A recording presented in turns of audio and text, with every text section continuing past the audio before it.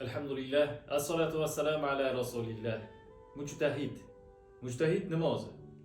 Mujtahid biror bir fiqhiy masalaning hukmini chiqara olishlik salohiyatiga ega bo'lgan kishidir. Payg'ambarimiz sallallohu alayhi vasallam mujtahidlar haqida shunday deganlar. Agarda mujtahid ijtihod qilsa va qilgan ijtihodi to'g'ri bo'lsa 2 savob, noto'g'ri bo'lsa 1 savob oladi deganlar. Islom ulamolarining o'rtoq kelishuvi asosida mujtahid bo'la olishlik uchun quyidagi shartlar talab qilinadi. Birinchisi, Qur'on va sunnatni yaxshi bilishlik.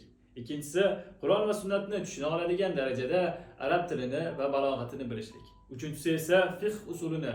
To'rtinchisi esa islom huquqining tarixini bilishligi. Beshinchisi esa islom huquqining umumiy maqsadlarini bilishligi. Oltinchisi, o'zi yashayotgan jamiyatning urf-odat va an'analarini yaxshi bilishligi lozimdir. Shundagina ijtihod qila oladi.